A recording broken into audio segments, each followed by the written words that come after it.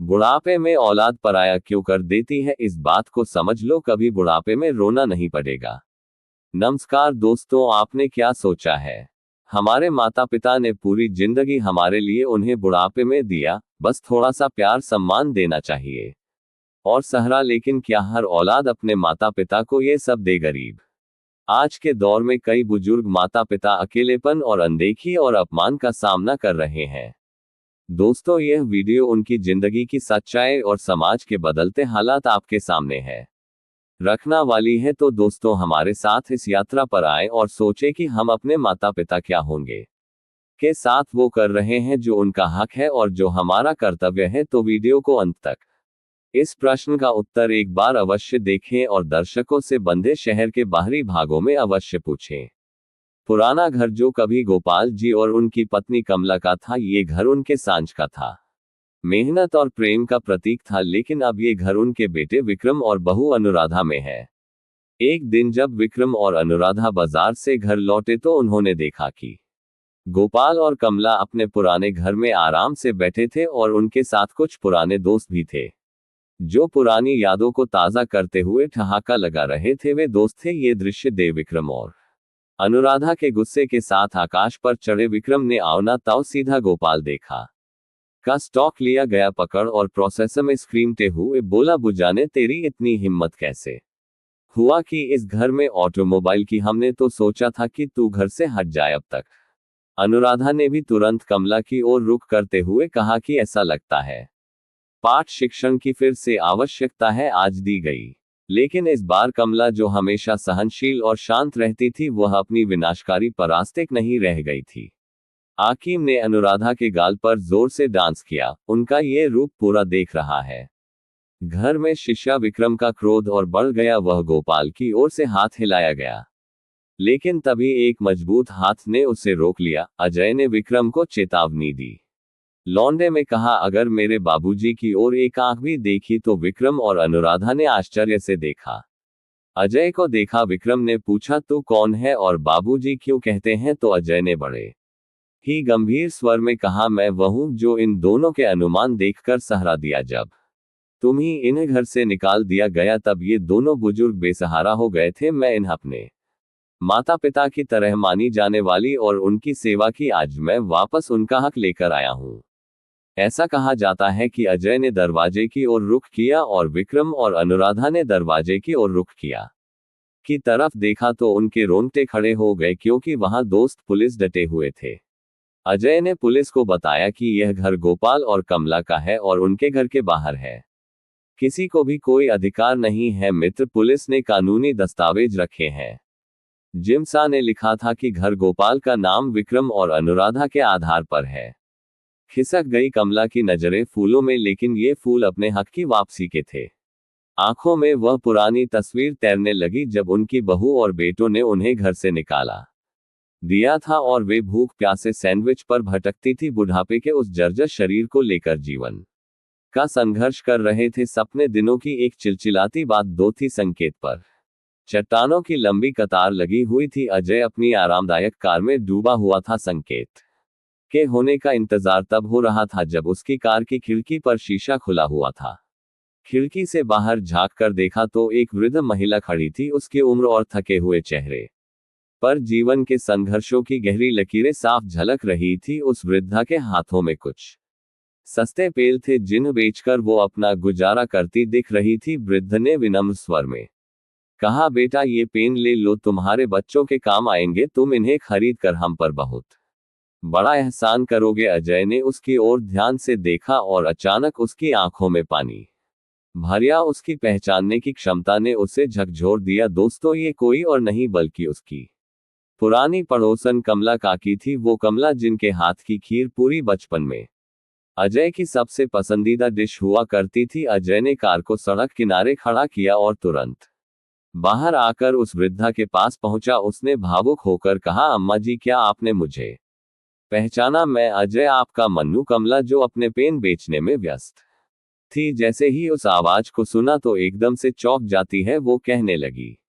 मन्नू, तू मन्नू है? अरे बेटा, तू कहाँ चला गया था और इतना कैसे बदल गया मैं तुझे इतने साल बाद देख रही हूँ। कमला की आंखों से आंसू बह निकले। वो खुशी और दुख के मिले जुले भावों से भर उठी थी। अजय ने उन्हें गले लगाते हुए कहा, अम्मा, ये सब कैसे हो गया आपके साथ? ऐसा क्यों हुआ? और काका कहाँ है? कमला ने कांपती उंगली से एक इशारा किया। अजय ने देखा कि सड़क किनारे एक बूढ़ा व्यक्ति धूप में तपती गर्मी के बीच अपने कंधे पर भारी थैला लटकाए बच्चों के खिलौने बेच रहा था। वह बूढ़ा बार बार पसीना पचता है, हर गुजरने वाले से खिलौने खरीदने की विनती करता है। अजय ने ध्यान से देखा, ये कोई और नहीं बल्कि गोपाल जी थे, जो कभी मोहल्ले के सबसे बड़े मददगार और खुश मिजाज व्यक्ति थी, जिनके दरवाजे से कभी कोई खाली हाथ नहीं लौटता था। आज उनकी यह हालत देखकर अजय का दिल भर आया। अजय ने कमला के आंसू पोते हुए कहा, अम्मा जी आप यहीं रुको, मैं काका को लेकर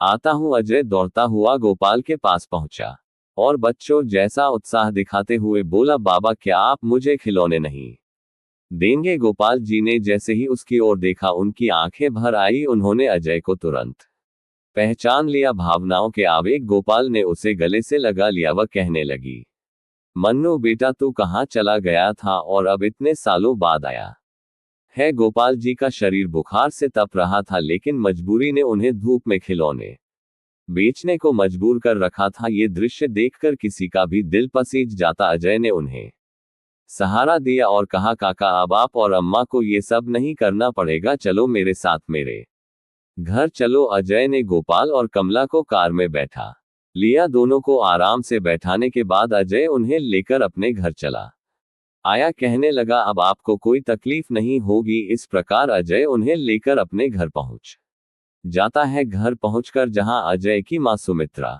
जी उन दोनों की हालत देखकर के हैरान रह जाती है। कमला सुमित्रा जी के गले लगकर फूट फूट कर रोने लगती है। वो कहती है, बहन जी यह सब कैसे हुआ? तुम्हारी ऐसी हालत कैसे हो गई? अजय ने सुमित्रा जी को शांत करते हुए कहा, मां ये सब बातें बाद में करेंगे, पहले मैं डॉक्टर को बुलाता हूं। काका को बहुत तेज बुखार है और दोनों काफी थके हुए लग रहे हैं। पहले हाथ मुंह धोकर खाना खा ले, फिर आराम कर ले, उसके बाद शांति से बैठकर बात करेंगे। सुमित्रा जी ने कहा, ठीक है बेटा, तब तक मैं खाना तैयार करती हूँ। जल्दी से खाना लगाकर सुमित्रा जी थाली लेकर आई। जब गोपाल जी और कमला जी ने खाना खाया तो उनकी आंखों में आंसू बहने लगे। ये देखकर अजय ने मुस्कुराते हुए कहा, काका खाना खाते समय रोना या बात करना ठीक नहीं है, यही तो आपने बचपन में मुझे सिखाया था, फिर आज आप लोग ये कैसे भूल गए? ये कहकर अजय ने अपने हाथों से दोनों के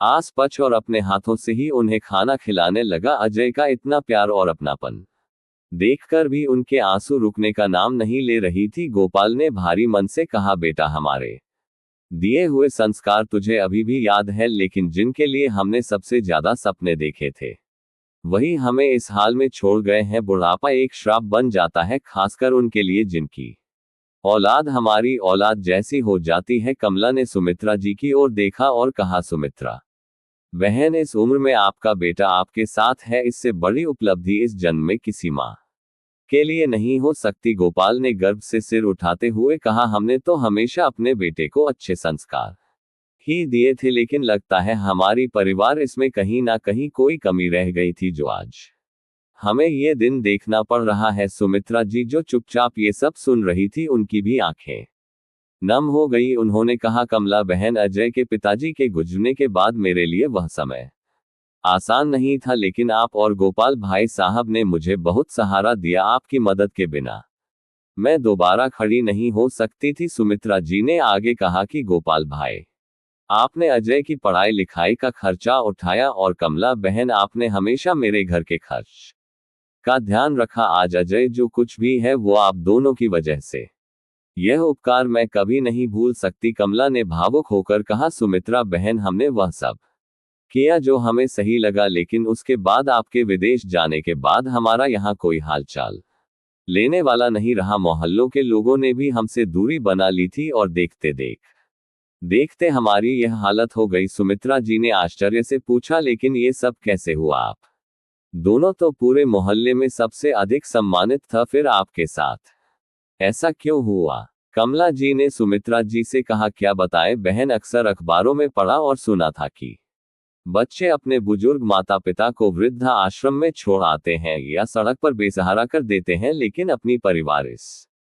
पर हमें पूरा भरोसा था। लगता था हमारा विक्रम ऐसा कभी नहीं करेगा, पर शायद किस्मत को कुछ और ही मंजूर था। सुमित्रा की आंखों में आंसू थे ने रोते हुए कहा, कमला बहन, ऐसा भी क्या हो गया जो विक्रम ने आप दोनों के साथ ऐसा किया? वो तो आप दोनों पर जान छिड़क था। जब आप मन्नू को अपने हाथों से खीर पूरी खिलाती थी तो वह कितना खुश होता था, फिर आज इतना बदलाव कैसे आ गया? कमला जी ने गहरी सांस लेते हुए कहा, दरअसल तब उसका परिवार सिर्फ हम दोनों थे, लेकिन अब उसकी पत्नी और ससुराल वाले ही उसका र बन गए हैं। वो लड़की अनुराधा जो उसकी पत्नी है, पता नहीं किस खानदान से आई है। एक दिन अचानक विक्रम हमारे दरवाजे पर अनुराधा के साथ शादी करके खड़ा हो गया।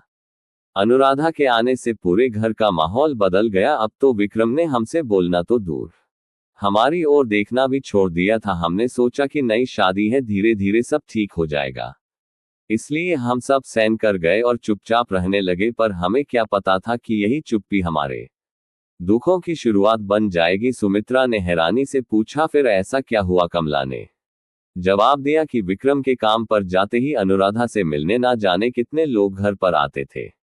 अगर हम अनुराधा से कुछ कहती तो वो उन लोगों के सामने ही हमारा अपमान कर बैठती थी। धीरे धीरे हमें समझ में आ गया था कि अनुराधा एक अच्छी लड़की नहीं है। वो रोज नए नए दोस्तों को घर पर बुलाती थी और उनके साथ दिन भर मौज मस्ती करती थी। विक्रम के कमाए पैसों को भी पानी की तरह उड़ा रही थी, लेकिन हम विक्रम को ये सब समझा ही नहीं सके। गोपाल जी ने कहा, सुमित्रा बहन, हमने कई बार विक्रम से अकेले में बात करने की कोशिश की, लेकिन हर बार हमारी कोशिश नाकाम रही। एक दिन जब अनुराधा घर पर नहीं थी तो विक्रम अचानक घर पर आया। हमने उससे अनुराधा के व्यवहार के बारे में बताया तो जानती हो उसकी प्रतिक्रिया क्या थी? उसके जवाब ने हमारा दिल ही तोड़ दिया। विक्रम ने गुस्से में हमसे कहा, पापा, अनुराधा एक शहरी और पढ़ी लिखी लड़की है, उसके लड़कों से ज्यादा दोस्त हो सकते हैं। इसमें गलत क्या है? आप लोग बेवजह उसके खिलाफ मेरे कान भर रहे हैं। मेरा पैसा है, मेरी बीवी है, वह खर्च कर रही है, तो आपको क्या परेशानी है? मुझे पता है आपको अनुराधा पहले से ही पसंद नहीं थी, इसीलिए यह कहानियां गढ़ रहे हो ताकि मेरे और अनुराधा के बीच दूरियां बढ़ जाए। चुपचाप घर में रहिए, वरना एक दिन आपको सड़क पर छोड़ दूंगा। विक्रम की यह बातें सुनकर कमला की आंखों में आंसू आ गए। उन्होंने भारी मन से कहा, हमने तो कभी सोचा भी नहीं था कि जिस बेटे को हमने इतने लाड प्यार से पाला, वही बेटा अपनी पत्नी के लिए हमें ऐसे झड़ देगा। ये हमारी कल्पना से भी परे था। गोपाल जी ने सिर झुकाकर कहा, उस दिन के बाद हमने तय कर लिया कि अब बेटे के सामने कुछ नहीं कहेंगे। हम अपनी तकलीफें अपने तक ही सीमित रखेंगे। लेकिन बेटा, ये तो बस शुरुआत थी। इसके बाद ना जाने हमारे साथ कैसी कैसी घटनाएं घटी, जिन्हें याद करके भी दिल कांप जाता है। कमला और गोपाल जी की बात सुनकर अजय की भी आंखें भर आई। उसने कहा, काका, अम्मा, अब आप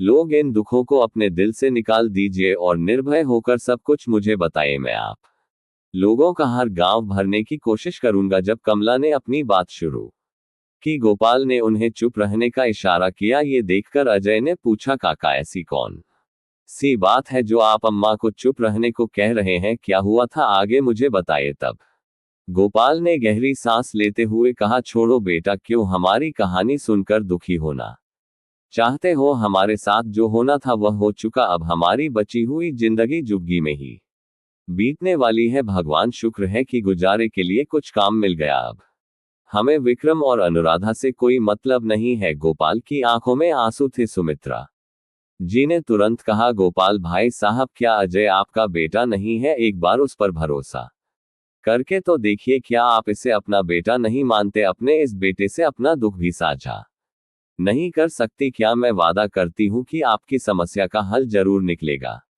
सुमित्रा जी ने कमला के हाथ थाम हुए यह बात कही। तभी अजय मुस्कुराते हुए बोला, मां, आपने पहले ही वादा करके मेरा सरप्राइज खत्म कर दिया। कमला ने आश्चर्य से कहा, बेटा, ये कैसी पहेलियों में बात कर रहे हो? हमें भी तो बताओ। अजय ने मुस्कुराकर कहा, अगर आप चाहते हैं कि मैं अपना सरप्राइज अभी बता दूं तो आपको अपनी पूरी कहानी मुझे बतानी होगी। मेरी मां ने एक वादा किया है और दूसरा वादा मैं आपसे करता हूं कि बहुत जल्द आप अपने घर में पहुंच जाओगे। गोपाल ने भारी मन से कहा, बेटा हम अपनी आप बीती इसलिए नहीं बताना चाहते क्योंकि कहते हुए भी शर्म आती है। हमें धूप में खड़े होकर खिलौने बेचना मंजूर है, झुग्गी में रहना भी मंजूर है, पर जो जो घटनाएं हमारे साथ में घटी है, जो हमारा बेटा और बहू हमारे साथ कर रहे थे, वह शायद ही कोई माता पिता सहन कर सके। ये कहते कहते गोपाल जी भावुक हो गए।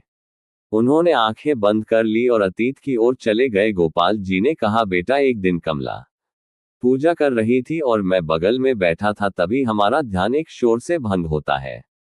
हमने देखा कि अनुराधा किसी अजनबी आदमी के साथ हंसते हंसते शराब के नशे में लड़खड़ा हुई घर में आ रही थी। उसने ऐसे कपड़े पहन रखे थे जो एक भले घर की लड़की के लिए शोभा नहीं देती थी। मोहल्ले के सभी लोग ये तमाशा देख रहे थे। ये सब देखकर मैं सहन नहीं कर पाया। मैंने उन आदमियों को दरवाजे पर रोक दिया और अनुराधा से कहा, बहू ये सब क्या है? तुम एक भले परिवार की बहू हो, तुम्हें ये सब शोभा नहीं देता। लोग हमारे घर का तमाशा बना रहे हैं। गोपाल ने गहरी सांस ली और बोले, लेकिन अनुराधा ने मेरी बात का जवाब देने की बजाय मुझे जोर से थप्पड़ मार दिया। इसके बाद वह बेशर्मी से हंसने लगी। वो मुझसे कहने लगी, बूढ़ा अपनी औकात में रहो। मेरे पति को अगर इससे कोई दिक्कत नहीं तो तुम कौन होते हो बीच में बोलने वाले? तब कमला ने बीच में कहा, जब मैंने उसे समझाने की कोशिश की तो अनुराधा ने अपने साथ आए आदमियों से कहा कि इन बूढ़ों को सबक सिखाओ। उनके साथ आए लोगों ने जेब से चाकू निकालकर हमें डराने की कोशिश की। ये देखकर हमारी तो बोलती ही बंद हो गई। हम समझ गए थे कि अब हम एक बड़ी मुश्किल में फंस गए। गोपाल जी ने आगे कहा, विक्रम जो कभी हमसे प्यार करता था, अब हमारे साथ ऐसा बर्ताव करने लगा जैसे हम नौकर हो। वह अनुराधा से तो हंसकर बात करता था, लेकिन हमारे साथ ऐसे पेश आता था जैसे हम किसी और दुनिया के लोग हो। हालात इतने बिगड़ गए कि हम परिस्थितियों से समझौता करके खुद को घर का नौकर समझने लगे। कमला ने कहा, जब भी कोई आता हमें बिना बताए आदेश दिए जाती और हमें वही करना पड़ता था। एक दिन अनुराधा के घर वाले आए। दोपहर का समय था। उससे कुछ समय पहले ही मैं खाना बनाकर सबको खिला चुकी थी और रसोई का सारा काम निपटा लिया था। तभी अनुराधा हमारे कमरे में आई और तेरे काका से बोली, जाओ बाजार से पनीर लेकर आओ, मैं तब तक इनके लिए खाने की तैयारी करती हूँ। मैंने धीरे से कहा, बह अभी अभी तो सारा काम खत्म किया है। जब तुम्हें पता था कि तुम्हारे घर वाले आने वाले हैं तो मुझे पहले ही बता देती, मैं थोड़ा ज्यादा खाना बना लेती। अब इतनी तेज धूप में इनकी उम्र तो देखो। आज सुबह भी यह धूप में घूम घूम कर सब्जियां लेकर आए थे। मैं पनीर कल बना दूंगी। मेरी बात सुनकर अनुराधा भड़क गई। वह गुस्से में बोली, बुढ़िया तुम्हारी इतनी हिम्मत कि मेरी बात का जवाब दो? तुम लोग इस घर के नौकर हो और नौकरों की जुबान नहीं होती। जब जो जाए वो करना पड़ेगा। ये दोपहर का आराम तुम्हारे लिए नहीं है, समझी? चलो जो कहा है वही करो, वरना जो मेरा दिमाग घूम गया तो तुम लोगों को बहुत महंगा पड़ेगा। उसकी इस बात से गोपाल जी कुछ नहीं बोले और चुपचाप तेज धूप में पनीर लेने चले गए। कमला ने गहरी सांस लेते हुए कहा, जब तुम्हारे काका पनीर लेकर लौटे तो वे पसीने से तरबतर थे। थकावट से वे सोफे पर बैठ गए। तभी अनुराधा का भाई आकर बोला, दीदी मेरी सिगरेट खत्म हो गई, मैं जाकर लेकर आता हूँ। अनुराधा तुरंत बोली, अरे तू क्यों जाएगा? इतनी धूप में तुझे बाहर जाने की क्या जरूरत है? ये बूढ़ा है ना, ये किस दिन काम आएगा? और बूढ़े सुन जा, मेरे भाई के लिए सिगरेट लेकर आ। गोपाल ने थकावट भरी आवाज में कहा, बह मैं अभी बाजार से पनीर लेकर आया हूँ, वो पिंटू की दुकान पर नहीं मिला तो मुझे बाजार तक जाना पड़ा। मैं बहुत थक गया हूँ। इस पर अनुराधा ने ठहाका लगाते हुए कहा, थक गया है? बुढ़ा कहीं का, खाता तो इतना है पर काम के समय तेरे हाथ नहीं चलती। चल उठ और जल्दी जा। कमला ने कहा, ये सब देखकर मेरी आंखें भर आई, लेकिन मैं कुछ नहीं कर सकी। थोड़ी देर बाद रसोई में अनुराधा की माँ आ गई। वह मुझसे बोली, क्या बना रही हो समदन जी? मुझे पकौड़े बहुत पसंद हैं। मैंने कहा, हाँ पकौड़े तले जा रहे हैं, अभी बन जाएंगे तो मैं आपको खिला दूंगी। मैंने तुरंत एक प्लेट में पकौड़े परोस कर उन्हें दे दिए, लेकिन उन्होंने ऐसा कुछ किया जो मेरे लिए बहुत बुरा था। कमला की आंखें नम हो गई। उसने कहा, उसने एक पकौड़ा लिया और मेरी हथेली पर रख दिया, फिर बोली, तुम्हारे हाथ के स्वाद को महसूस करना चाहती हूँ। वो पकौड़ा इतना गर्म था कि मेरी हथेली जलने लगी। मेरी चीख निकल गई, लेकिन उन्होंने मजाक में से डाल दिया। मैं उन्हें हैरानी से देखती रह गई। मुझे ये समझ में आ गया था कि अनुराधा और उसका पूरा परिवार एक जैसे है। जैसी बेटी है वैसे ही उसके घर वाले हैं। कमला ने लंबी सांस लेते हुए कहा, मुझे समझ नहीं आता कि मेरा विक्रम इस परिवार के चंगुल में कैसे फंस गया। उनका अचानक हमारे घर आना शायद एक खास मकसद से था जिसे हम समझ नहीं पाए। एक दिन गोपाल और कमला अपने कमरे में बैठकर बातें कर रही थी। गोपाल ने कहा, ये हमारे परिवार में कैसे लोग का प्रवेश हो गया है। मुझे हमेशा डर लगता है कि यह लोग कभी कुछ गलत ना कर बैठे। हमें किसी भी तरह से इनसे छुटकारा पाना होगा। अगर इसके लिए विक्रम भी ना माने तो अगर हमें उसे भी निकालना पड़े तो हम उसे भी निकाल देंगे, वरना ना जाने ये लोग क्या क्या करेंगे। कमला ने सहमति में सिर हिलाते हुए कहा, हाँ मैंने भी यही सोचा है। हमें अब अपने बेटे के मुंह में नहीं पड़ना चाहिए। हम और अपमानित होकर नहीं रह सकती। गोपाल जी ने गुस्से में कहा, ठीक है, मैं कल विक्रम से कहूंगा कि अपनी पत्नी और अपने साम्राज्य को लेकर इस घर से चला जाए। अब हमारा इनसे कोई रिश्ता नहीं। लेकिन तभी उनके कमरे में विक्रम और अनुराधा अपने परिवार के साथ दाखिल हुए।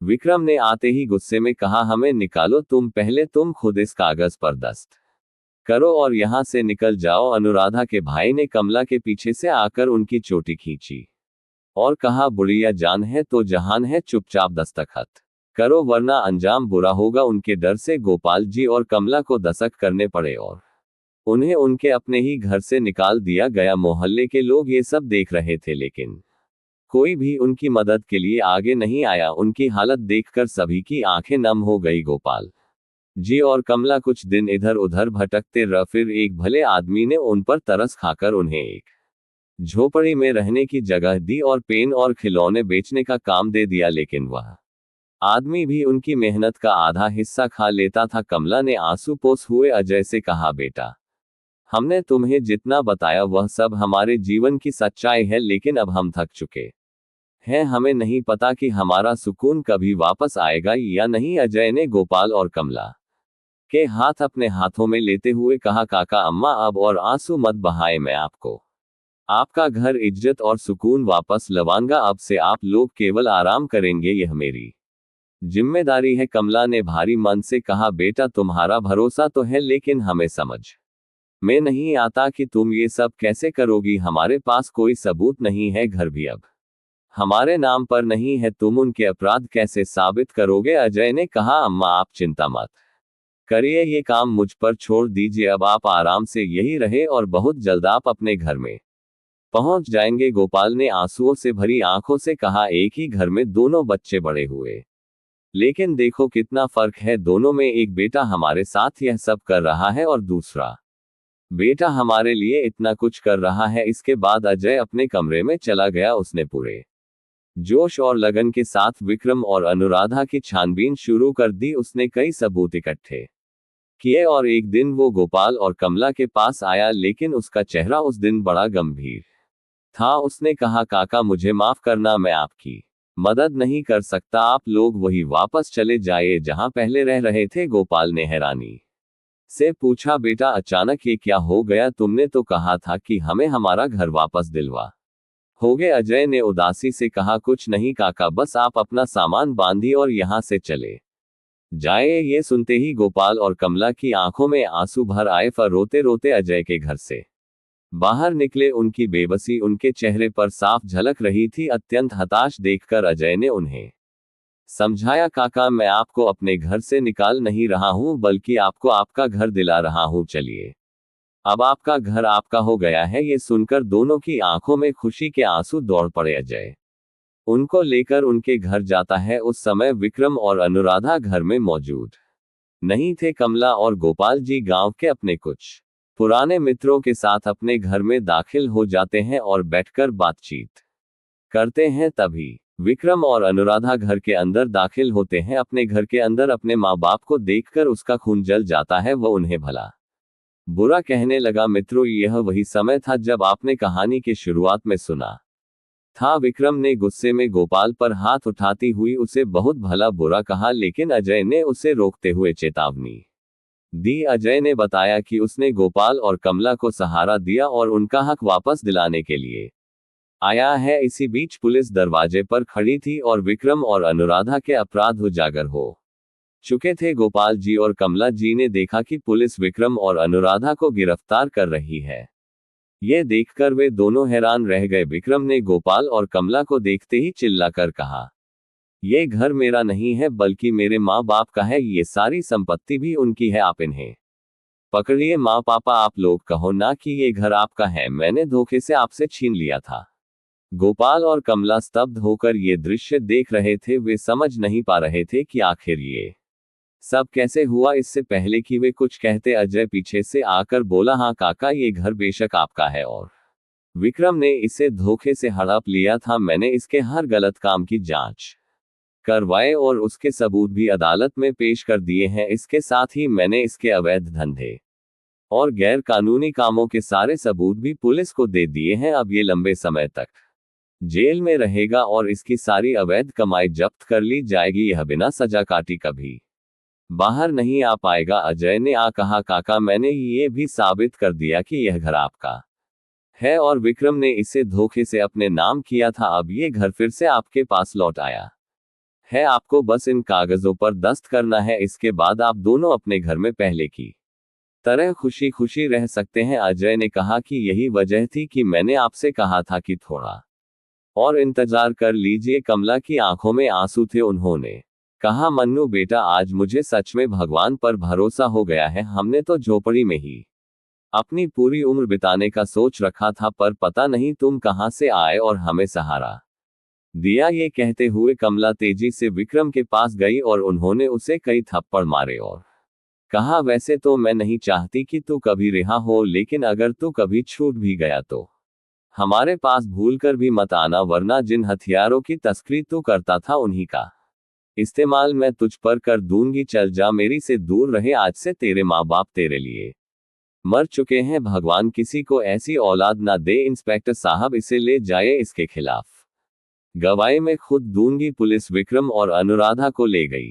विक्रम अपने माता पिता के पैरों में गिरकर माफी मांगता रहा, लेकिन गोपाल जी और कमला ने उसे माफ नहीं किया। मित्रों, कुछ दिनों बाद अदालत में गोपाल और कमला ने अपने बेटे विक्रम के खिलाफ गवाही दी। सारे सबूत और गवाही के आधार पर अदालत ने विक्रम और अनुराधा को कई साल की सजा सुनाए। इधर अजय ने गोपाल और कमला का पूरी तरह से सहारा बनकर उनकी हर जिम्मेदारी संभाल ली। दवा, खाने पीने का खर्च, हर छोटी बड़ी जरूरत अजय पूरी करने लगा। अपनी जिंदगी के आखिरी दिनों में गोपाल और कमला ने अपनी सारी संपत्ति अजय के नाम करने का फैसला किया, लेकिन अजय ने विनम्रता से कहा, काका, मुझे सिर्फ आपका आशीर्वाद चाहिए।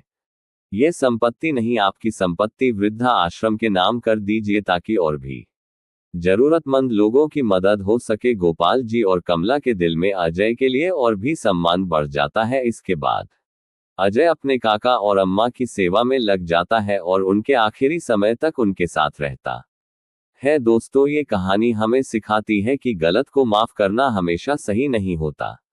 गोपाल और कमला ने अपने बेटे के अन्याय को माफ नहीं किया और सही रास्ता चुना और न्याय का साथ देना ही सबसे बड़ा धर्म होता है। जो व्यक्ति अपने माता पिता का सम्मान नहीं करता, उसे माफी के लायक नहीं समझा जाना चाहिए। बुढ़ापे में औलाद माता पिता को पराया इसलिए कर देती है क्योंकि अक्सर वे उनकी त्याग और बलिदान को भूल जाते हैं। कई बार बदलते जीवन मूल्यों, स्वार्थ और आर्थिक दबाव के कारण संतान अपने माता पिता को बोझ समझने लगती है। इसके अलावा जीवन में जीवन साथी और परिवार की प्राथमिकता बढ़ने से माता पिता के साथ भावनात्मक दूरी बढ़ जाती है। ये समाज के नैतिक पतन का भी परिणाम है, जहां व्यक्तिगत स्वार्थ रिश्तों पर हावी हो जाता है। लेकिन माता पिता का महत्व कभी नहीं भूलना चाहिए, क्योंकि उनका त्याग और योगदान अमूल्य है। संस्कार और आदर ही रिश्तों को मजबूत रखते हैं। बुढ़ापे में औलाद द्वारा माता पिता को पराया मानने के 4 मुख्य कारण हैं। पहला, औलाद अपने करा परिवार और व्यक्तिगत सुख सुविधाओं को प्राथमिकता देने लगती है। आधुनिक जीवन शैली और व्यक्तिगत स्वार्थ के कारण वे अपने माता पिता की जिम्मेदारी को बोझ समझने लगते हैं। नंबर 2, आज के समय में कई परिवारों में बच्चों को माता पिता के प्रति कर्तव्य और आदर का सही संस्कार नहीं दिया जाता। ये नैतिक पतन माता पिता के प्रति उनकी उपेक्षा का कारण बनता है। नंबर 3, बढ़ते आर्थिक दबाव और छोटे परिवार की मानसिकता के कारण औलाद माता पिता की देखभाल करने से कतरा लगती है कई बार जीवन साथी के साथ अनबन या तनाव भी इस दूरी को बढ़ा देता है। नंबर 4, आज की तेज रफ्तार जिंदगी में माता पिता और बच्चों के बीच संवाद की कमी हो जाती है। ये भावनात्मक दूरी धीरे धीरे उनके रिश्ते को कमजोर कर देती है और औलाद माता पिता को अनदेखा करने लगती है। तो दोस्तों, अब तो आप समझ ही गए होंगे कि माता पिता को औलाद पराया क्यों कर देती है। तो दोस्तों, इस कहानी से यदि कुछ सीख मिली हो तो इसे आगे भी शेयर करना। तो चलिए मिलते हैं आपसे अगली वीडियो में एक और चर्चा के साथ। आप सभी का बहुत बहुत धन्यवाद। जय श्री कृष्णा।